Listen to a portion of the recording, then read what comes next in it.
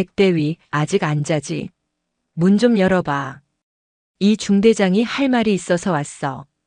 자정이 막 넘은 시각.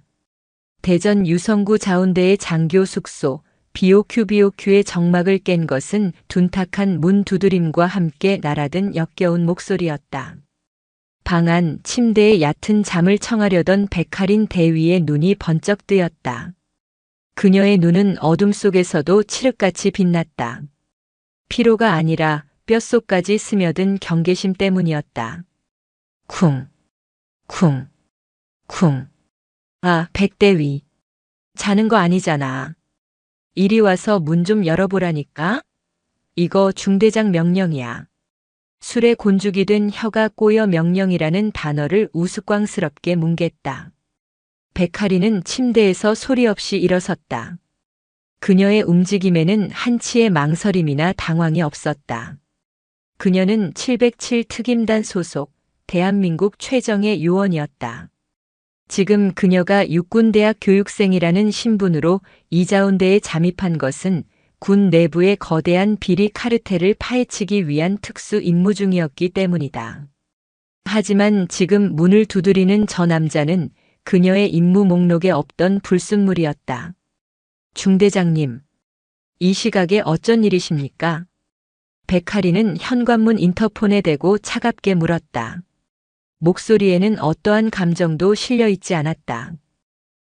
역시 목소리 좋단 말이야. 백대위. 박기태 소령. 그녀가 교육생으로 배속된 중대의 중대장이었다. 그는 문 밖에서 낄낄거리며 현관문 손잡이를 잡아 돌렸다. 잠겨 있는 것을 확인하자마자 다시 문을 주먹으로 쳤다. 아, 백대위. 보고서가 급해서 그래. 결제 서류가 있는데 내가 지금 주려고. 박소령님. 보고서는 내일 아침 정식으로 결제해 주십시오. 지금은 사적 시간입니다. 에이, 딱딱하게 왜 이래. 박기태가 노골적으로 불쾌한 목소리를 냈다. 군 생활 편하게 하고 싶으면 이럴 때 문 열어주는 센스가 있어야지. 안 그래? 내가 백대위 특별히 아껴서 이러는 거 몰라? 응? 그의 말이 성희롱의 경계를 아슬아슬하게 넘나드는 순간 백할이는 이미 침대 옆 탁자에 있던 소형 녹음기의 버튼을 눌러둔 상태였다. 그녀의 손가락은 스마트폰 녹음 앱을 동시에 실행시키고 있었다. 2중, 3중의 증거 확보는 그녀의 생존 본능이었다. 중대장님, 술에 많이 취하신 것 같습니다. 복귀해 주십시오. 다시 한번 말씀드리지만 지금은 사적 시간입니다. 이게 진짜. 박기태가 욕설을 내뱉으려던 순간 복도 저편에서 당직 사관의 발소리가 들려왔다. 박기태는 쯧 하고 혀를 차더니 이내 비틀거리며 멀어져 갔다. 두고 봐, 백대위. 군 생활 꼬이게 해줄까? 멀어지는 그의 협박성 중얼거림까지 백할인의 귀는 놓치지 않았다. 고요함이 돌아왔다. 백할이는 녹음 파일을 저장하며 차갑게 식은 눈으로 문을 노려봤다. 박기태 소령. 그녀는 이자운대에 잠입하기 전 이곳의 주요 인물들을 모두 분석했다. 박기태는 그저 그런 부패한 중간 간부, 이번 임무의 핵심 목표는 아니었다. 하지만 방금 전 그의 꼬인 혀가 내뱉은 센스라는 단어, 그리고 군 생활 꼬이게 해준다는 저급한 협박.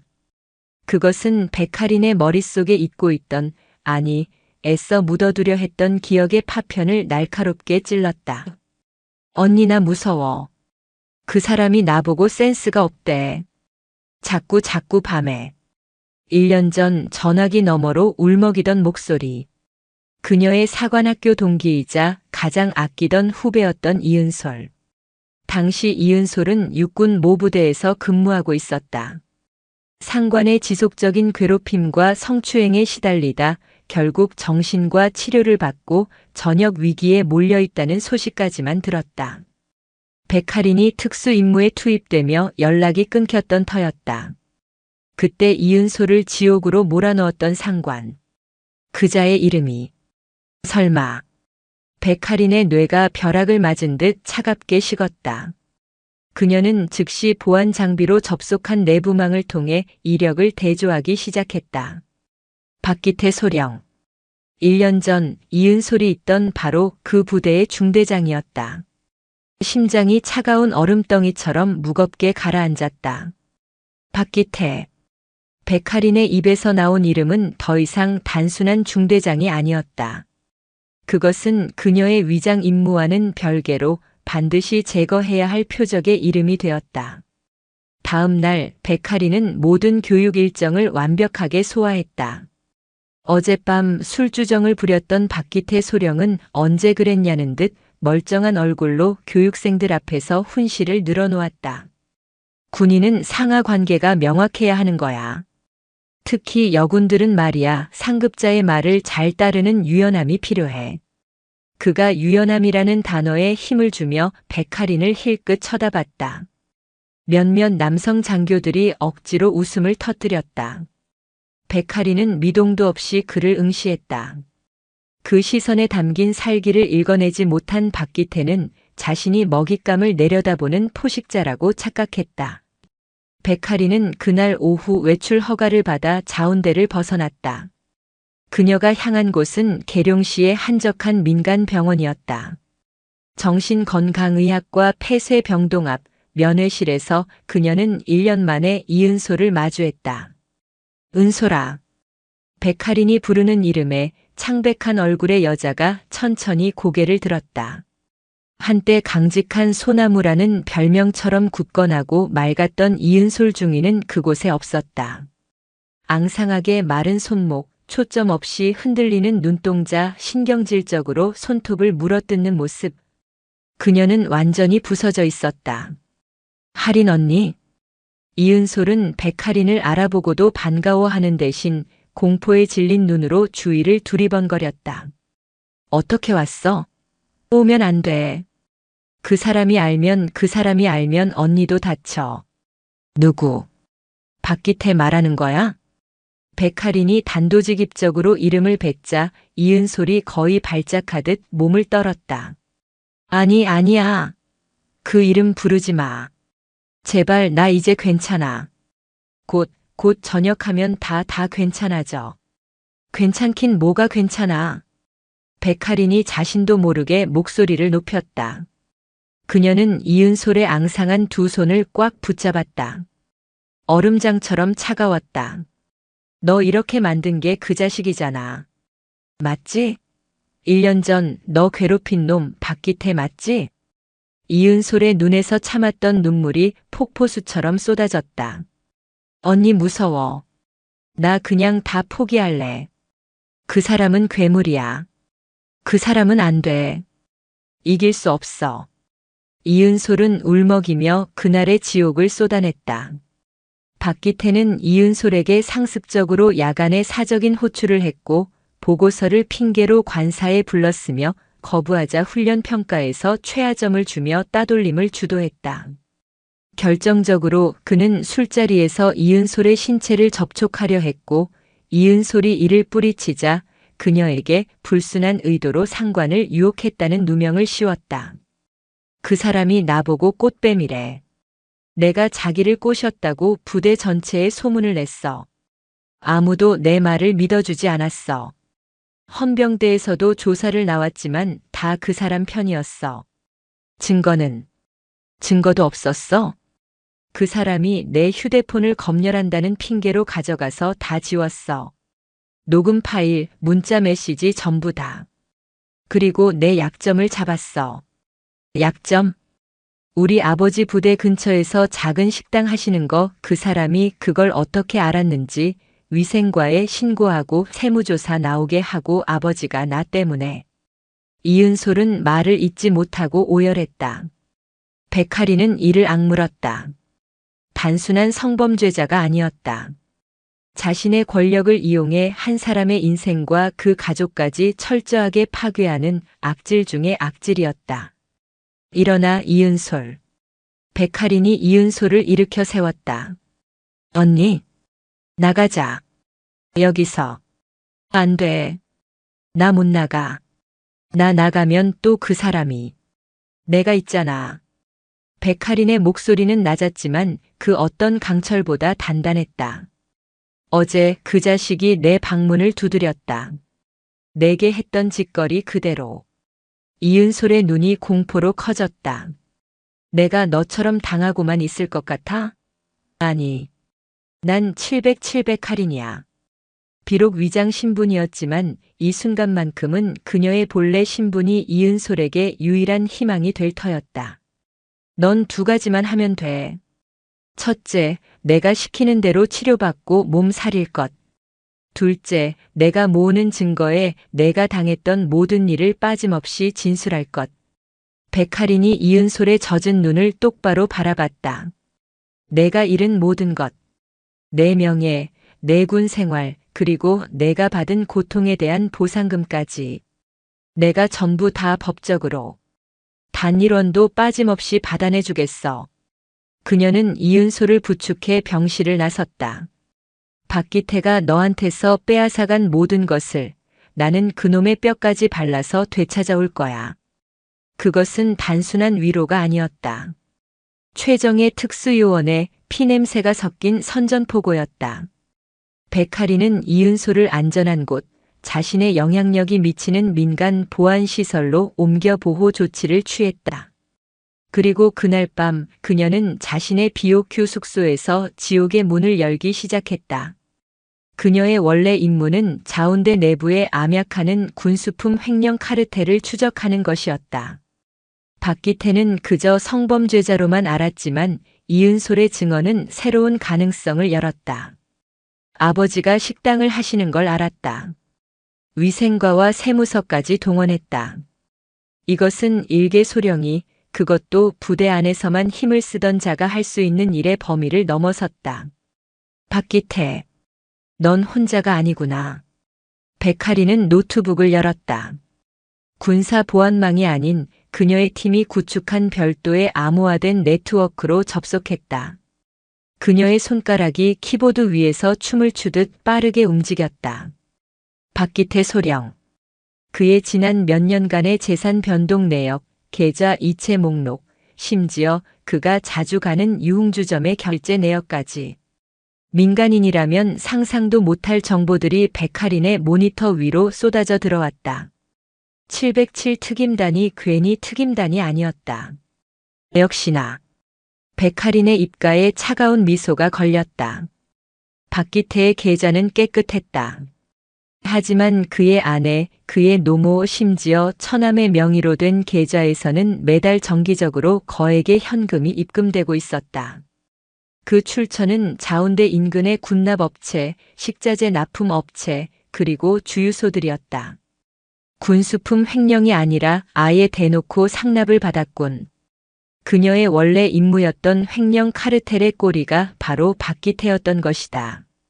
그는 자신이 쥐고 있는 군납 비리업체의 약점을 이용해 그들의 힘을 빌려 이은솔의 아버지를 괴롭혔던 것이다. 모든 퍼즐이 맞춰졌다. 성희롱의 직권 남용, 협박, 그리고 뇌물수수까지. 박기태는 자신이 생각했던 것보다 훨씬 더 큰 대어였다. 백할인은 어제 박기태가 문을 두드리며 성희롱 발언을 했던 녹음 파일을 다시 한번 확인했다. 이것만으로는 부족했다. 이것은 미수에 그칠 수 있었다. 더 확실한 미끼를 던져야지. 그녀는 박기태의 성향을 분석했다. 권력에 약하고 자신보다 약한 자에게 강하며 여색을 밝히고 돈을 탐한다.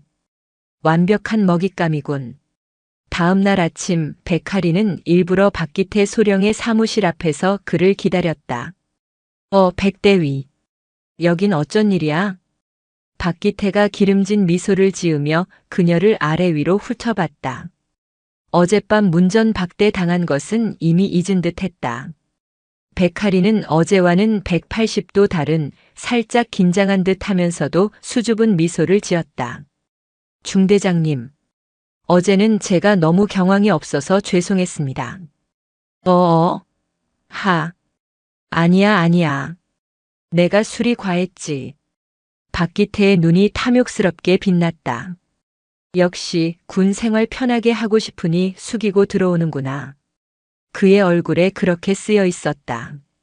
저 혹시 오늘 저녁에 잠시 시간 괜찮으십니까? 어제는 제가 너무 결례를 범해서 사과도 드릴 겸 따로 드릴 말씀도 있습니다. 드릴 말씀? 네. 사실 제가 교육생으로 오긴 했지만 아버지가 이번에 사업을 하나 시작하셔서 군 관련 납품 쪽에 좀 조언을 얻을까 해서요.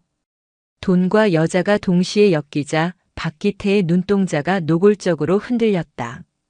아, 그래. 역시 백대위는 뭘 좀 아는구먼. 좋지. 오늘 저녁 내가 자운대 밖에 아주 기가 막힌 곳을 아는데. 거기서 얘기할까? 감사합니다, 중대장님. 백할인이 고개를 숙이며 미소 지었다. 그 미소 뒤에 숨겨진 칼날을 박기태는 전혀 눈치채지 못했다. 오늘 저녁. 아주 기대되는군요, 중대장님. 백할인이 속삭였다. 박기태는 그 말이 자신에게 하는 말인 줄 알았지만 그것은 지옥의 사냥개가 먹잇감의 냄새를 맡았을 때 내는 소리였다. 자, 독자님들.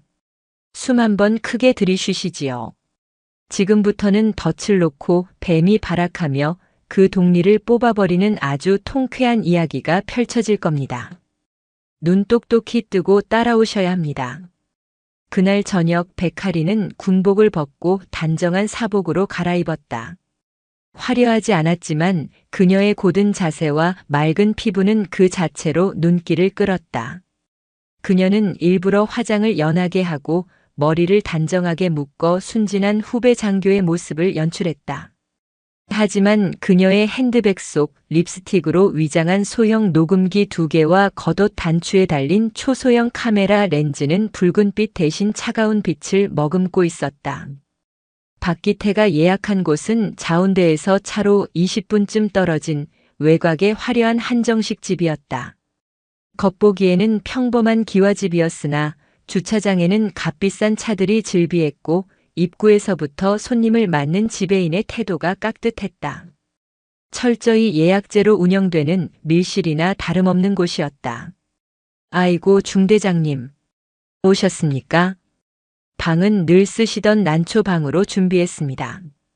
지배인의 말에서 박기태가 이곳의 단골임을 알 수 있었다. 늘 쓰시던 방이라는 말은 그가 이곳에서 수많은 밀담과 접대를 해왔다는 증거였다. 방으로 안내받는 복도는 미로처럼 복잡했고 방과 방 사이의 간격은 소리가 새어나가지 않을 만큼 멀었다. 완벽한 범죄의 소굴이었다. 자, 백대위. 여기 앉아.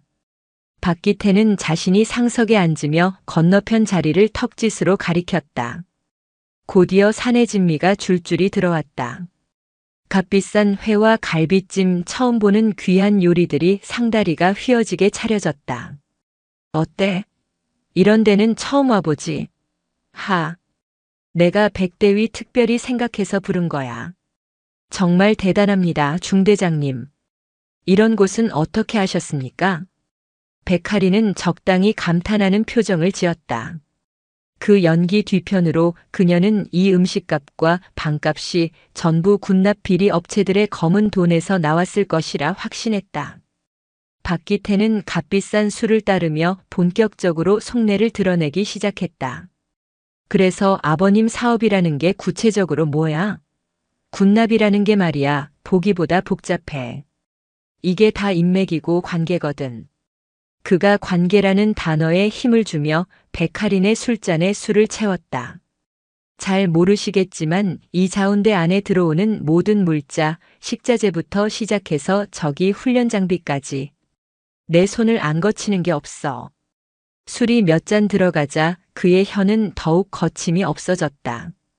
아, 저희 아버지는 이번에 정수 필터 관련해서 특허를 하나 내셨습니다. 군부대 정수 시설이 많이 낡았다고 들어서 이쪽으로 납품을 좀 알아보고 싶어 하십니다. 백할이는 미리 준비해둔 실체도 없는 사업 이야기를 꺼냈다. 박기태의 눈이 반짝였다. 정수 시설. 그것은 대규모 예산이 투입되는 사업이었다. 정수 필터? 허허. 그거 아주 좋은 아이템이네. 그가 몸을 앞으로 쭉 내밀었다. 술 냄새와 그가 뿌린 싸구려 향수 냄새가 역하게 섞여 코를 찔렀다. 백대위, 솔직하게 말해줄까? 그런 거 서류 넣고 정식 입찰해봐야 100년 하청이야. 왜 그런지 알아? 잘 모르겠습니다. 백대위는 아직 순진해서 그래. 이 바닥은 말이야 서류로 일하는 게 아니야. 성찬을 차려야지. 그가 노골적인 단어를 썼다. 성찬이요? 그래. 위에 분들 그리고 나처럼 실무를 쥐고 있는 사람들한테 확실하게 성의를 보여야 일이 진행된다 이 말이야. 아버님께 그렇게 전해. 이박 소령이 길을 확 뚫어줄 수 있다고. 박기태의 손이 테이블을 넘어와 백할인의 손등을 덮쳤다. 물론 백대위도 나한테 성의를 보여야겠지? 그의 엄지손가락이 백할인의 손등을 끈적하게 문질렀다. 백할인은 속에서 치미는 구역질을 억누르며 애써 겁에 질린 듯한 표정을 지었다. 그녀는 천천히 손을 빼냈다. 중대장님, 저는 그런 건 잘. 에이, 뭘 몰라. 험한 군 생활 편하게 가자는 거지. 박기태는 백할인이 손을 빼낸 것에 기분이 상한 듯 술잔을 벌컥 비웠다. 내가 말이야 백대위 처음 봤을 때부터 딱 알았어. 보통 내기가 아니구나. 아주 물건이야 물건. 그의 시선이 백할인의 얼굴에서 목선 그리고 그 아래로 천천히 내려왔다. 어제는 내가 실수가 많았어. 사과할게. 하지만 말이야 백대위. 이 군대라는 데가 특히 여군이 살아남으려면 줄을 잘 서야 돼. 썩은 동아줄 잡으면 같이 떨어지는 거고 나 같은 튼튼한 동아줄 잡으면 훨훨 나는 거야. 썩은 동아줄. 그 단어가 백할인의 귀에 박혔다. 내 놈이야말로 썩어 문드러진 지푸라기일 뿐이야. 백할인은 녹음이 충분히 되었다고 판단했다. 이제는 그의 돈줄을 확인할 차례였다. 중대장님 말씀 정말 감사합니다. 아버님께 꼭 전해드리겠습니다. 혹시 성의를 보인다면 어느 정도나 생각해야 할까요? 저희가 아직 사업 초기라. 박기태는 백할인이 완전히 넘어왔다고 생각했는지 흡족한 미소를 지었다. 허허. 그건 백대위 하기 나름이지. 일단 아버님께 이번 주말까지 현금으로 1억 정도 준비하라고 해. 그럼 내가 다음 주에 바로 시범 설치 건으로 하나 만들어 줄 테니까. 1억. 액수가 구체적으로 나왔다. 그리고 백대위는 박기태가 다시 손을 뻗으려던 순간이었다. 아, 중대장님 죄송합니다. 백할인이 마치 실수인 척 물잔을 엎질렀다. 차가운 물이 박기태의 바지 위로 쏟아졌다. 아씨, 차가워. 뭐 하는 거야, 백대위. 박기태가 펄쩍 뛰며 일어섰다. 죄송합니다. 제가 너무 긴장해서 닦아드릴게요. 백할인은 냅킨을 들고 황급히 그에게 다가갔다. 그리고 그가 일어선 순간 그의 재킷 안주머니에 있던 휴대폰에 미리 준비한 소형 위치 추적기이자 도청 장치 USB 형태를 교묘하게 밀어 넣었다. 그녀의 손기술은 707의 대테러 훈련 과정에서 익힌 것이었다. 아니, 됐어. 아, 기분 잡치게. 박기태가 젖은 바지를 털며 씩씩거렸다. 정말 죄송합니다, 중대장님. 제가 오늘 너무 과분한 대접을 받아서 술이 올랐나 봅니다. 이만 일어나야겠습니다. 뭐? 벌써 가게? 네. 아버님께도 빨리 말씀드려야 하고요. 주말까지 준비하려면 바쁠 것 같아서요. 주말까지 1억이라는 말에 박기태의 화가 누그러졌다. 알았어. 조심해서 들어가. 그리고 오늘 일은 우리 둘만 아는 거다. 알지? 네, 중대장님. 명심하겠습니다. 백할인은 정중하게 고개를 숙이고 방을 나섰다. 방문이 닫히자마자 그녀의 얼굴에서 순진한 미소가 사라졌다. 그녀의 귀 속에 연결된 초소형 수신기로는 박기태가 방 안에서 누군가에게 전화를 거는 소리가 들리기 시작했다. 나야. 방금 끝났어. 하나 물었어. 아주 싱싱한 걸로. 하, 그래. 주말에 큰 거 하나 들어오니까 너도 준비해. 그래, 그래. 끊어. 백할이는 한정식 집을 빠져나오며 밤하늘을 올려다봤다.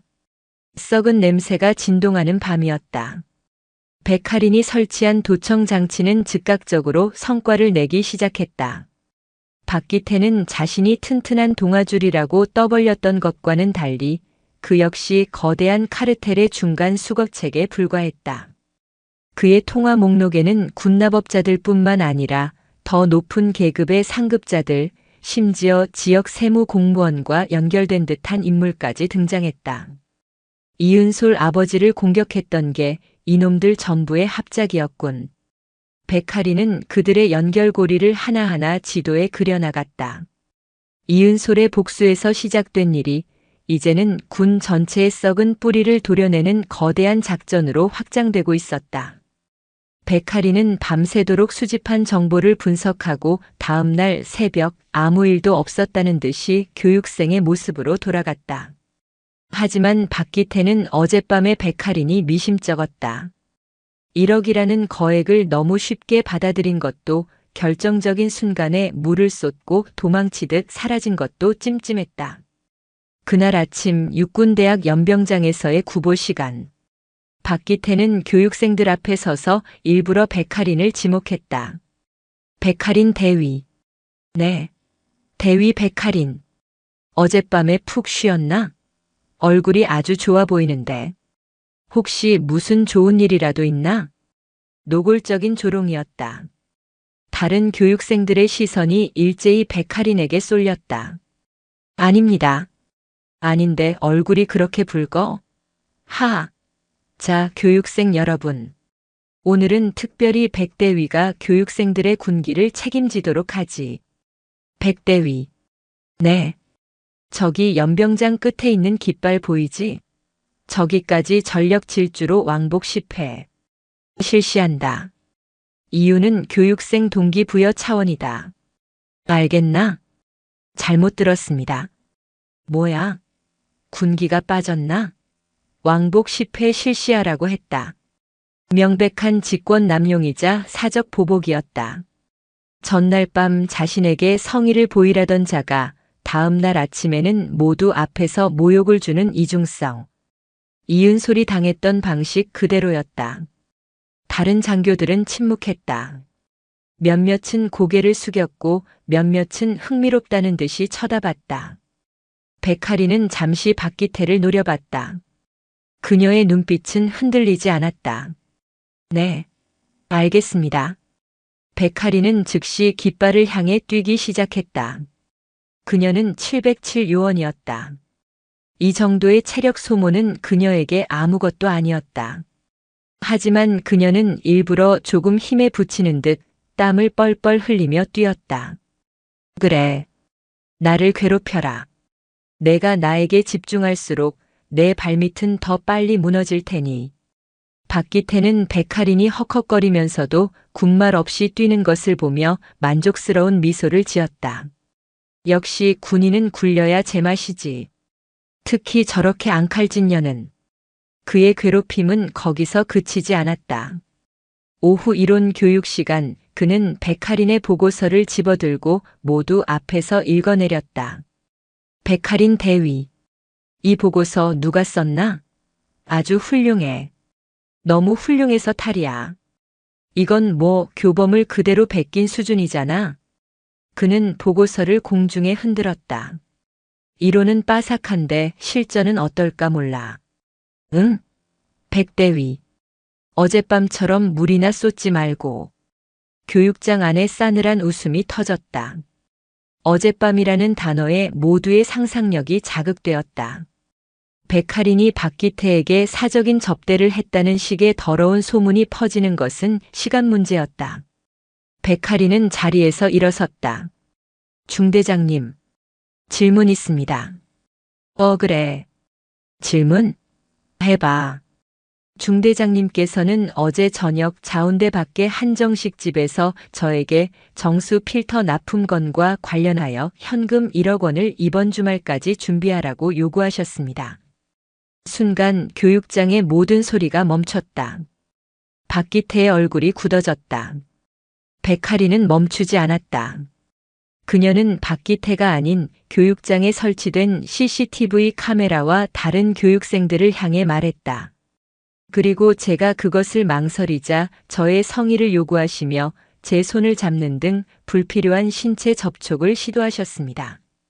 지금 중대장님께서 하시는 모든 말씀과 행동은 어제 저의 거절에 대한 보복성 조치로 판단됩니다.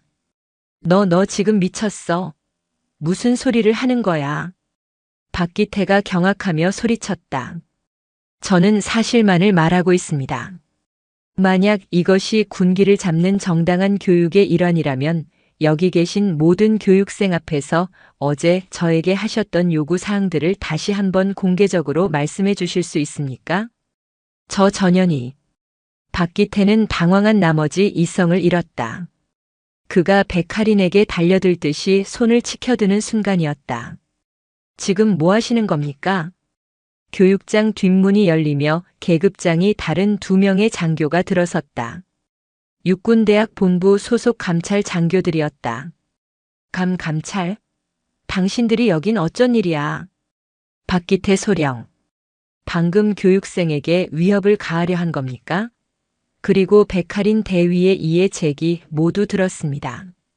백할인이 이 모든 것을 계획했다는 것을 박기태는 그제야 깨달았다. 백할인이 일부러 그를 자극하고 공개적인 장소에서 그의 폭력성과 부패를 드러내도록 유도한 것이었다. 아니, 이건 오해야. 저 여자가 날 모함하는 거야. 저 여자가 날 유혹했다고. 박기태가 이은솔에게 썼던 똑같은 변명을 내뱉었다. 박소령. 잠시 저희와 함께 가셔야겠습니다. 본부에 정식으로 이의가 접수되었습니다. 무슨 이의? 누가? 1년 전 박소령님께 성추행 및 직권남용을 당했다고 주장하는 이은솔 중위, 그리고 오늘 아침 백할인 대위가 제출한 정식 신고서입니다. 박기태의 얼굴이 하얗게 질렸다. 하지만 그는 마지막 발악을 했다. 증거 있어? 증거. 저 여자가 하는 말뿐이잖아. 난 저 여자랑 밥 한 번 먹은 죄밖에 없어. 그는 아직 몰랐다. 자신이 어젯밤 1억을 요구하고 백할인을 성희롱했던 모든 대화가 녹음되었으며 지금 이 순간에도 자신의 휴대폰을 통해 군수품 횡령 공범들과의 대화가 실시간으로 감찰부로 전송되고 있다는 것을. 백할인은 그를 징계하기 위해 감찰을 부른 것이 아니었다. 그의 혐의를 성희롱에 국한시켜 그가 안심하고 더 큰 범죄, 즉 횡령품 거래에 나서도록 만들기 위한 미끼였다. 박소령님, 너무 억울해하지 마십시오. 증거가 없다면 곧 풀려나시겠지요. 백할인이 박기태를 스쳐 지나가며 나지막이 말했다. 그 목소리는 얼음처럼 차가웠다. 박기태는 감찰 장교들에게 끌려가면서도 백할인을 향한 증오의 눈빛을 거두지 못했다. 전현 반드시 찢어 죽여버릴 거야. 그는 자신이 백할인의 함정에 빠진 것이 아니라 그저 재수없게 꽃뱀에게 물렸다고 생각했다. 그리고 그는 감찰 조사를 빠져나갈 구멍을 떠올렸다. 자신의 뒤에 있는 더 튼튼한 동아줄을. 역시나 박기태는 감찰 조사를 받은 지 반나절도 되지 않아 풀려났다. 증거 불충분. 이유는 간단했다. 백할인이 제출한 녹음 파일은 편집되었을 가능성을 이유로 기각되었고 이은솔의 증언은 1년이나 지난 일이며 정신과 치료를 받는 환자의 불안정한 진술이라는 이유로 신빙성을 인정받지 못했다. 박기태의 뒤를 봐주는 윗선이 강력하게 움직인 결과였다. 박기태는 BOQ 숙소로 돌아오자마자 백할인을 찾아왔다. 이번에는 문을 두드리지도 않았다. 그는 마스터키로 문을 따고 들어왔다. 내가 감히 날 쳤어? 박기태의 눈은 분노로 이글거렸다. 그는 백할인의 멱살이라도 잡을 기세였다. 백할인은 침대에 앉아 침착하게 그를 올려다보고 있었다. 증거도 없이 나대긴. 박기태가 비웃음을 흘렸다. 이제 어쩔 건데? 넌 이제 끝났어, 백할인. 내가 너 같은 년 하나 군복 벗기는 거 일도 아니야.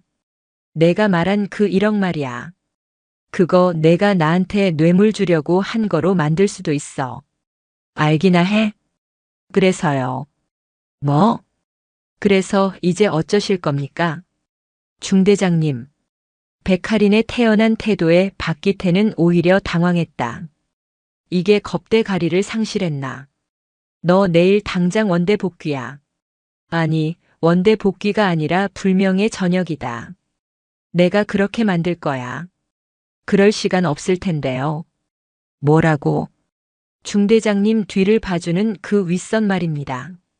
지금쯤 중대장님을 꼬리 자르려고 준비 중일 텐데. 모르셨습니까? 무슨 개소리야. 제가 감찰부에 신고한 건 중대장님을 처벌하기 위해서가 아니었습니다. 중대장님을 불안하게 만들고 그 윗선에게 신호를 주기 위해서였죠. 박기태가 사고를 쳤다. 곧 터질 수 있다. 백할인이 자리에서 일어섰다. 박기태는 자신도 모르게 뒷걸음질 쳤다.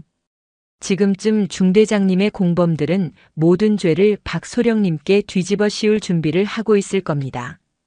뇌물수수, 군수품 횡령, 성추행까지. 전부 박기태 소령 단독 범행으로요. 거짓말. 거짓말하지 마. 제가 왜 거짓말을 하죠? 중대장님 휴대폰 아직 가지고 계시죠? 어제 저랑 만났던 그 한정식 집 사장한테 전화 한번 해보시죠. 지금 받을지. 박기태의 손이 떨리기 시작했다. 그는 허둥지둥 휴대폰을 꺼내 통화 버튼을 눌렀다. 뚜루루 뚜루루. 지금 거신 번호는 없는 번호이오니. 말도 안 돼. 그의 얼굴이 하얘졌다. 그제야 그는 자신이 버림받았다는 것을 깨달았다. 왜 나한테 이런 짓을 하는 거야? 내가 너한테 뭘 그렇게 잘못했는데? 이은솔. 백할인이 차갑게 말했다. 이은솔 중이. 기억나십니까? 이은솔? 박기태는 기억도 나지 않는다는 듯 고개를 갸웃거렸다. 아, 그년? 그 꽃뱀 같은 년? 고작 그년 하나 때문에. 그 순간이었다. 백할인의 손이 번개처럼 날아갔다. 짝. 방 안을 찢는 파열음과 함께 박기태의 고개가 돌아갔다. 그의 뺨에 시뻘건 손자국이 남았다. 내가 감히 그 이름을 내 더러운 입에 담지 마. 백할인의 눈은 707 요원의 살기 그 자체였다. 너 707이었지? 설마. 이제야 좀 머리가 돌아가나 보네. 백할인은 핸드백에서 또 다른 녹음기를 꺼내 책상 위에 던졌다. 이건 내가 감찰부에서 풀려난 직후 내 윗선과 통화한 내용이야. 박기태가 다 뒤집어 쓰기로 했다. 걔만 조용히 처리하면 된다는 내용이 아주 잘 녹음되어 있더군. 박기태는 다리가 풀려 주저앉았다. 모든 것이 끝났다는 것을 알았다. 자, 박소령. 이제 선택해. 백할인이 그의 앞에 다가갔다. 이대로 모든 걸 뒤집어 쓰고 불명예 전역의 징역까지 살면서 썩을 건지, 아니면 이 모든 걸 바로잡을 마지막 기회를 잡을 건지. 무슨 기회? 오늘 밤 내가 횡령한 군수품이 자운대 밖으로 나가는 날이지. 내가 꼬리 잘리기 전에 마지막으로 한탕 해먹으려던 거 다 알아. 박기태는 숨조차 쉴 수 없었다. 백할인은 그의 모든 것을 꿰뚫고 있었다. 그 거래 현장에 나도 같이 가. 뭐? 내가 그동안 상납했던 놈들, 너한테 모든 걸 뒤집어 씌우려던 그 윗대가리들. 그놈들까지 전부 끌어들여. 오늘 밤 이 자리에서 전부 끝장낼 수 있게. 내가 왜 너랑 이은솔한테 했던 짓, 그리고 나한테 했던 짓, 그 죄는 죄값대로 받게 될 거야. 하지만 내가 만약 협조한다면 단독 범행이 아니라 조직적 범죄의 내부 고발자가 될 수는 있겠지. 최소한 너 혼자 독박 쓰는 일은 없게 해주겠다는 뜻이야. 박기태는 바들바들 떨었다. 그는 선택의 여지가 없었다. 알았어, 하겠어. 할게. 그러니까 나 좀 살려줘. 그는 튼튼한 동아줄인 줄 알았던 백할인의 발목을 붙잡고 애원했다. 하지만 그가 잡은 것은 동아줄이 아니라 자신을 지옥으로 끌고 갈 저승사자의 손이었다. 그날 밤 자운대 인근의 폐창고.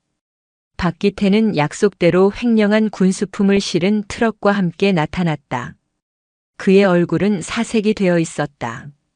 물건은 거래 장소에 먼저 나와 있던 군납업자와 그를 비호하던 상급부대 간부 박기태의 윗선과 모습을 드러냈다. 가 가져왔습니다. 그래. 이게 마지막이야. 이것만 넘기면 박소령은 한동안 아주 멀리 가서 쉬게 될 거야. 가족들 생각해서 입 다물고. 그것은 노골적인 협박이었다. 자, 물건 확인했으니 돈을. 그 순간이었다. 지금 움직이지 마.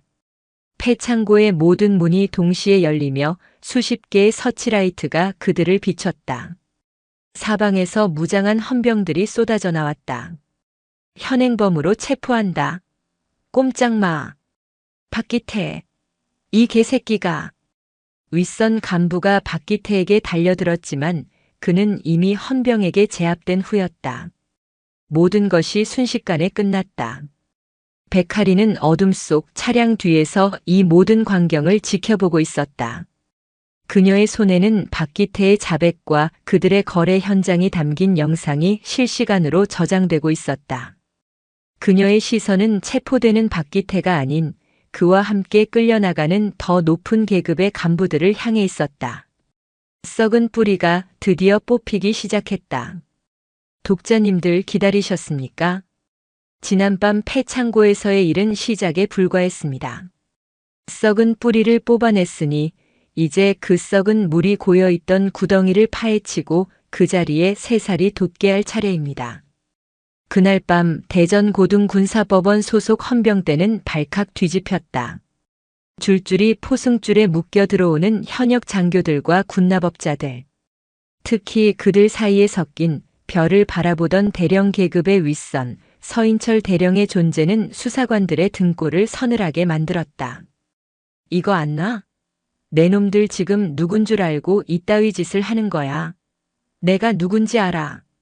서인철 대령은 조사실에 들어서자마자 책상을 뒤엎을 듯이 고함을 질렀다.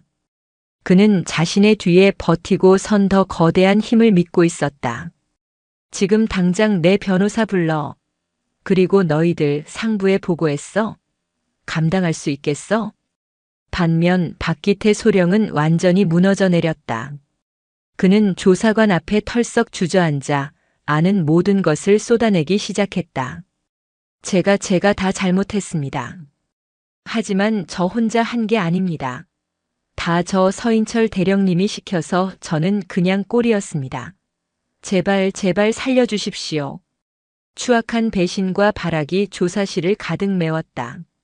하지만 진짜 싸움은 다른 곳에서 시작되고 있었다. 백할이는 헌병대 조사실이 아닌 별관의 보안회의실에 있었다.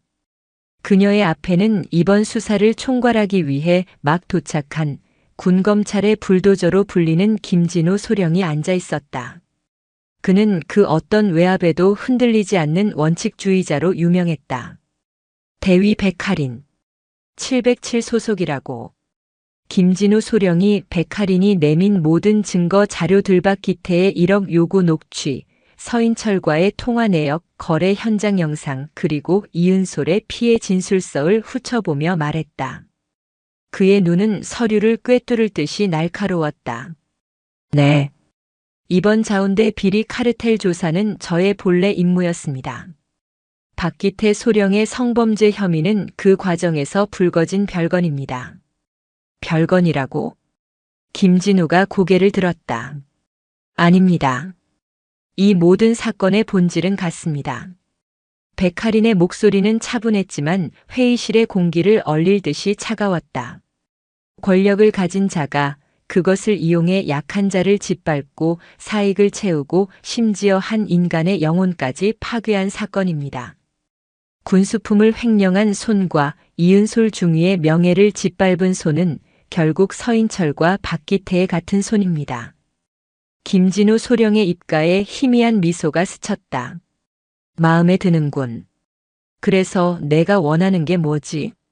이 정도 증거면 저놈들 군복 벗기는 건 시간 문제다. 아닙니다, 소령님. 백할인이 고개를 저었다. 군복을 벗기는 것만으로는 부족합니다.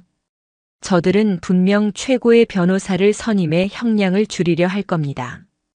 박기태는 성희롱을, 서인철은 횡령을 서로에게 떠넘기며 꼬리 자르기를 시도하겠죠. 이은솔 중위의 피해는 그 과정에서 증거 불충분 혹은 사생활 문제로 축소될 겁니다. 그래서 저는 이은솔 중위의 완벽한 승리를 원합니다. 저들이 저지른 모든 죄가 단 하나도 빠짐없이 법의 심판대에 오르길 원합니다. 성범죄는 성범죄대로, 횡령은 횡령대로, 직권남용은 직권남용대로. 그리고 그 모든 범죄의 피해자인 이은솔 중위가 피해자가 아닌 승리자로 이 싸움을 끝내길 바랍니다. 바로 그때였다. 회의실 문이 급하게 열리고 부관이 뛰어들어왔다. 소령님, 방금 국방부 본부 법무실에서 연락이 서인철 대령건 수사를 잠시 보류하고 신병을 이첩하라는. 닥쳐. 김진우 소령이 부관의 말을 잘랐다. 윗선의 압력이 예상보다 훨씬 빨리 시작된 것이다. 김진우는 인터폰을 들었다. 나 김진우다. 지금 당장 서인철, 박기태 포함 관련자 전원, 구속영장 청구해.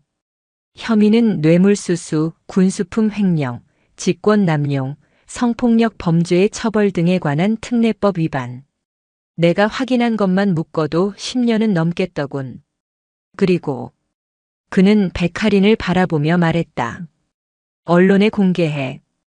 육군 내부 자정작용, 거대 비리 카르텔 적발이라고. 지금 당장. 부관의 얼굴이 하얗게 질렸다. 소령님, 그렇게 되면 상부에서 지시를 번복할 시간을 주지 말라는 뜻이다. 저들이 우리에게 압력을 넣는다면 우리는 국민에게 이 사실을 알려 여론의 압력으로 맞선다. 그는 전화를 끊고 백할인을 향해 말했다. 백대위, 지금부터 자네는 이 수사팀의 일원이다. 그리고 이은솔 중위, 지금 당장 법무실로 오라고 하게. 피해자가 아닌 이 사건의 가장 중요한 증인이자 고발인으로. 백할인은 조용히 일어섰다. 네, 알겠습니다. 검사님. 지옥의 문이 열렸고 이제 심판의 불길이 타오르기 시작했다. 며칠 뒤 대전고등군사법원 제1호 법정. 대한민국군 사법 역사에 기록될 재판이 열렸다. 언론의 폭발적인 관심 속에 군복을 벗고 수의를 입은 박기태와 서인철, 그리고 줄줄이 엮인 군납업자들이 피고석에 앉았다. 그들의 오만했던 얼굴은 사라지고 초조함과 패배감만이 남아있었다. 방청석은 군 관계자들과 기자들로 가득 찼다. 그리고 그 한가운데 백할인과 함께 굳은 표정으로 앉아있는 이은솔이 있었다. 재판은 김진우 검사의 모두 진술로 시작되었다. 존경하는 재판장님.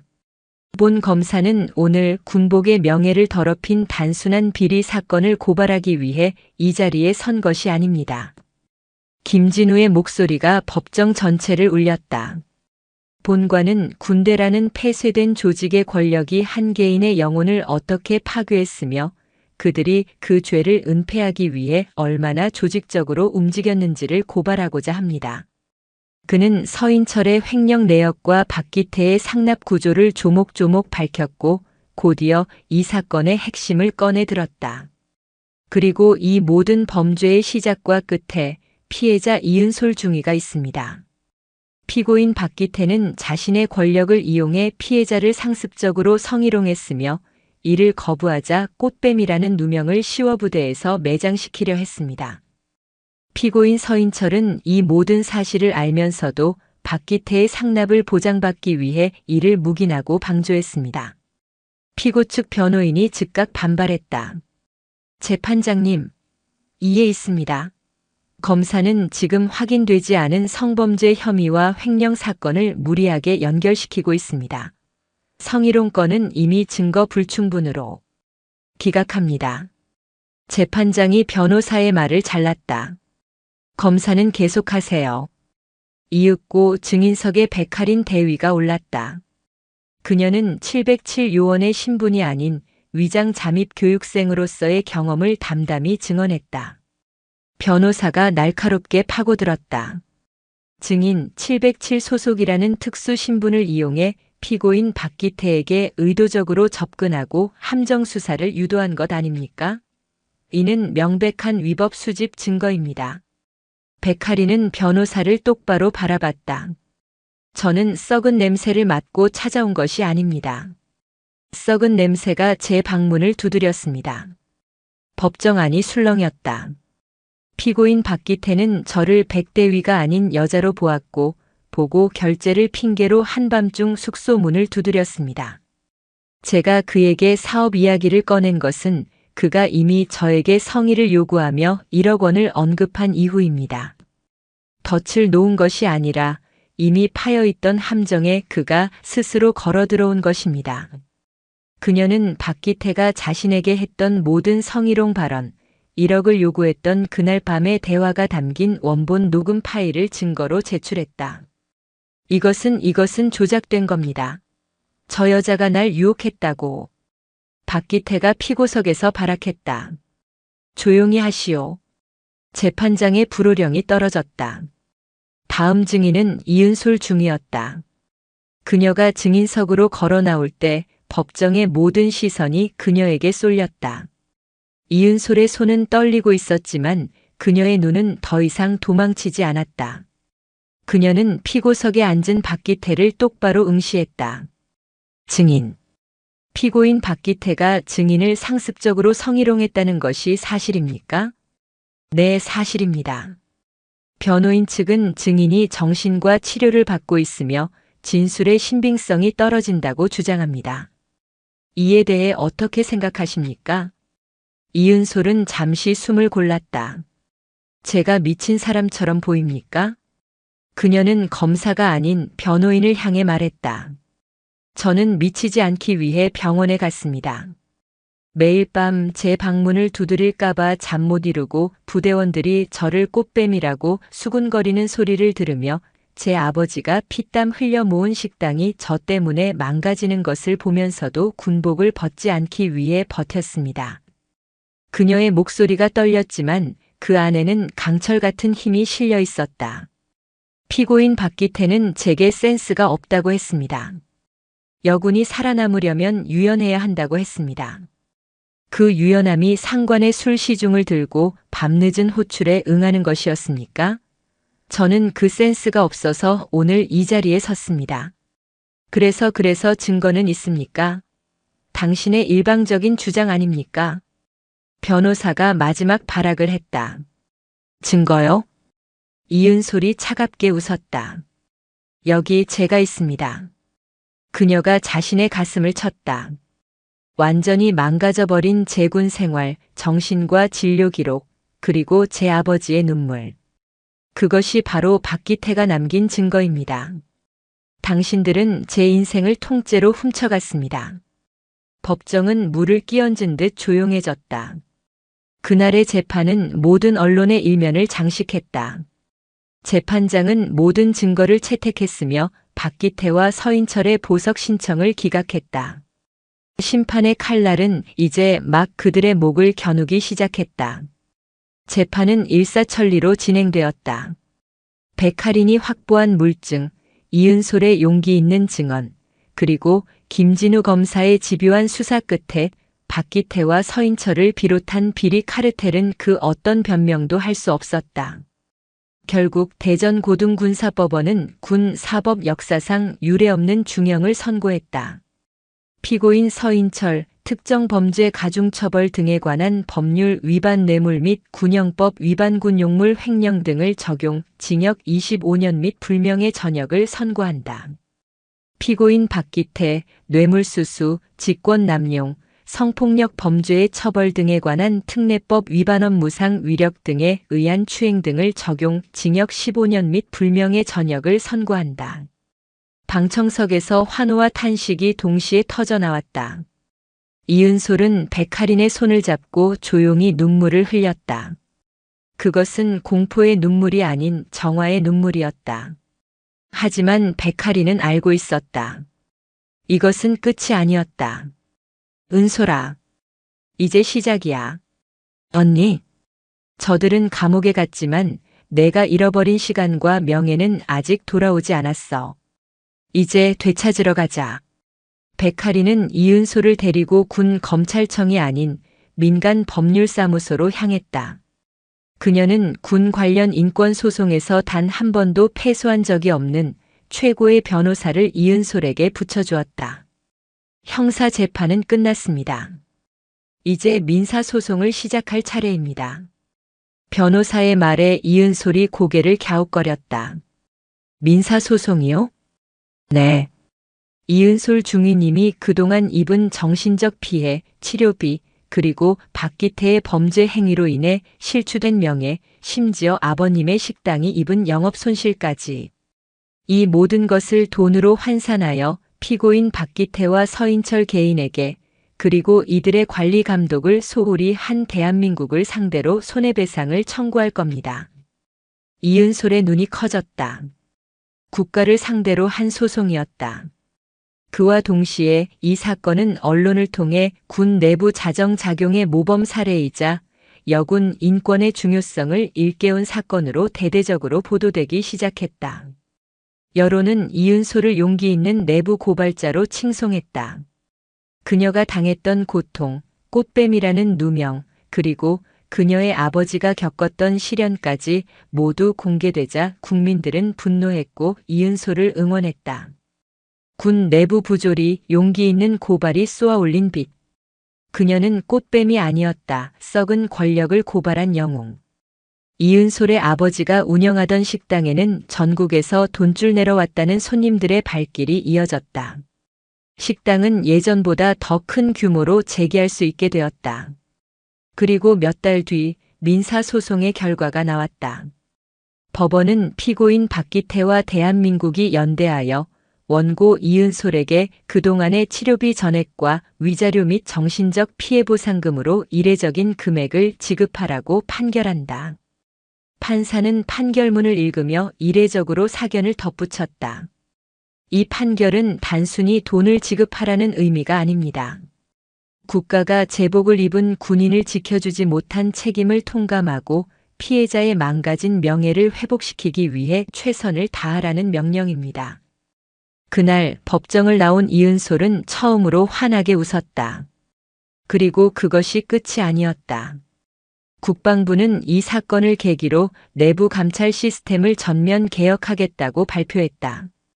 그리고 이 모든 변화의 중심에 선 이은솔 중위에게 국방부 장관 표창을 수여하기로 결정했다. 표창 수여식 날. 이은솔은 다시 그토록 그리워했던 정복을 입었다. 그녀의 이름 앞에는 더 이상 피해자나 환자라는 수식어가 붙지 않았다.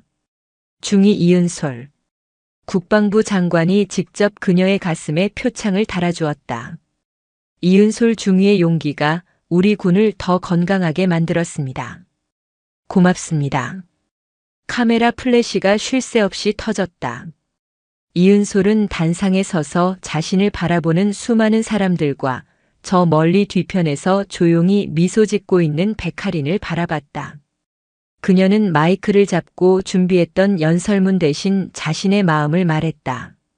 저는 오늘 제 이름을 되찾았습니다. 어둠 속에서 저를 믿어주고 손잡아준 한 사람 덕분입니다. 이 표창은 제 것이 아니라 우리 군에 아직 남아있을지 모르는 또 다른 이은솔들을 위한 빛이라고 생각합니다. 감사합니다. 박수갈채가 쏟아졌다. 백할인은 조용히 식장을 빠져나왔다. 그녀의 임무는 완벽하게 끝났다.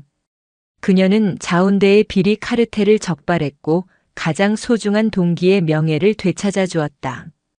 그녀는 다시 그림자 속으로 돌아갈 시간이었다.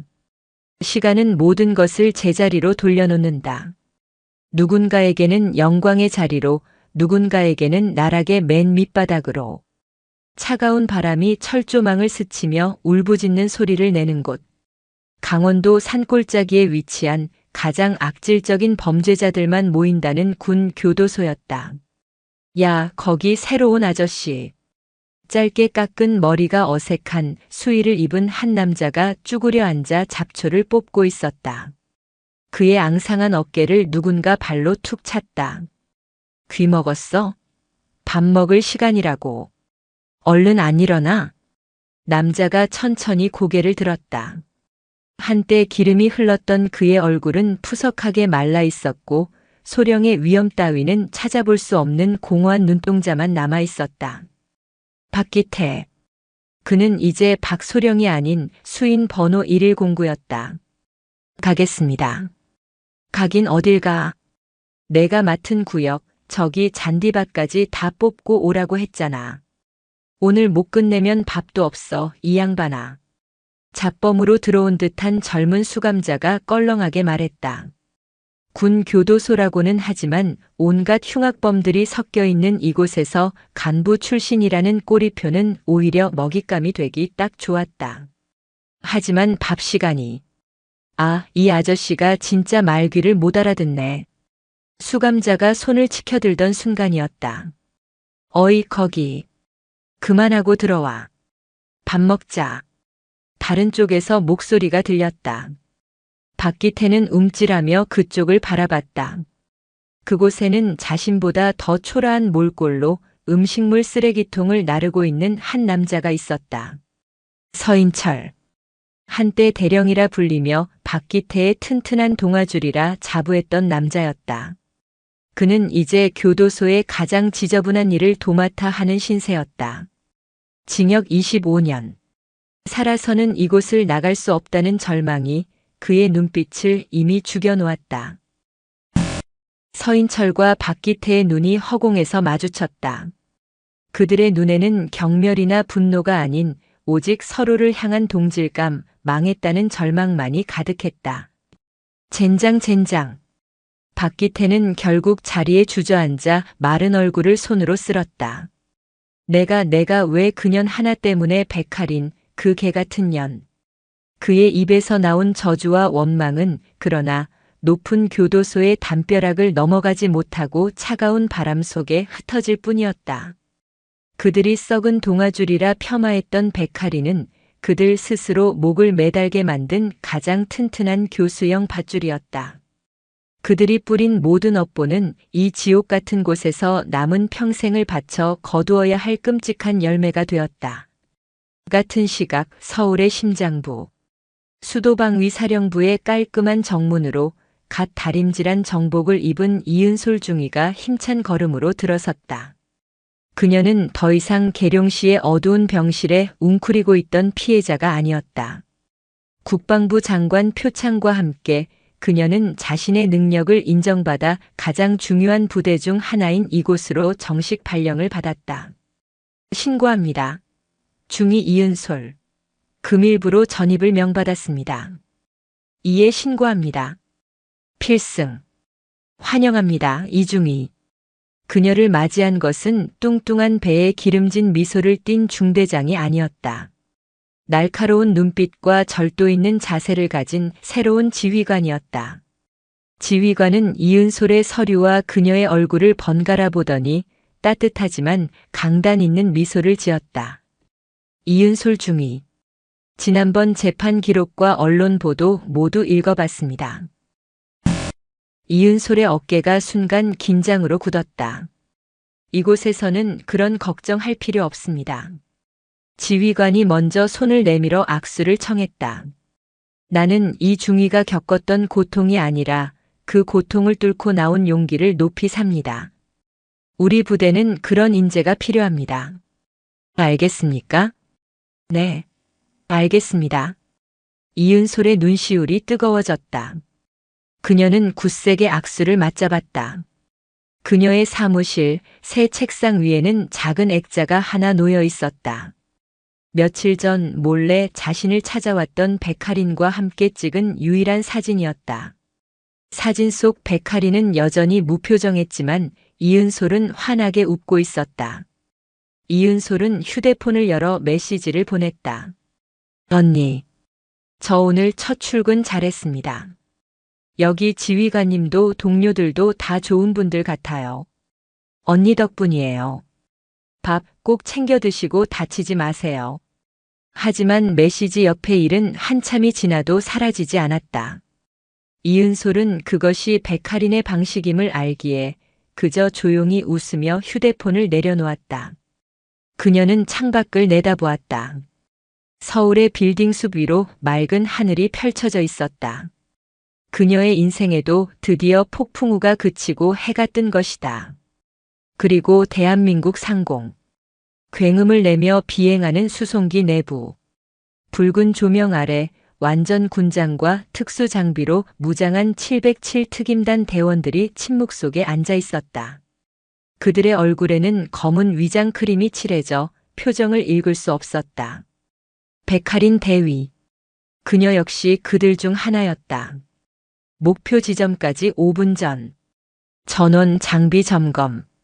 팀장의 나지막한 목소리에 백할인은 기계적으로 자신의 산소 마스크와 낙하산을 점검했다. 그녀의 임무는 끝났지만 또 다른 임무가 그녀를 기다리고 있었다. 자운대의 비리 카르텔을 뿌리 뽑은 공로로 그녀는 내부 훈장을 받았지만 그 사실을 아는 사람은 극히 드물었다. 그녀는 이은솔이 보낸 메시지를 비행기에 타기 직전 확인했다. 언니, 저 오늘 첫 출근 잘했습니다. 백할인은 그 메시지를 소리 없이 읽어내려갔다. 그녀의 입가에 아주 희미하게 1초도 되지 않는 짧은 미소가 스쳐 지나갔다. 그녀는 곧바로 보안 규정대로 메시지를 삭제했다. 뛰어. 수송기의 뒷문이 열리고 거센 바람이 기체 안으로 몰아쳤다. 백할인은 한치의 망설임도 없이 어둠 속으로 몸을 던졌다. 그녀는 빛을 고발한 영웅이 아니었다. 그녀는 그저 썩은 곳을 도려내고 어둠이 빛을 삼키지 못하도록 막는 보이지 않는 그림자였다. 이은솔이 되찾은 저 빛나는 세상을 지키기 위해 백할인은 오늘도 기꺼이 가장 깊은 어둠 속으로 뛰어들었다.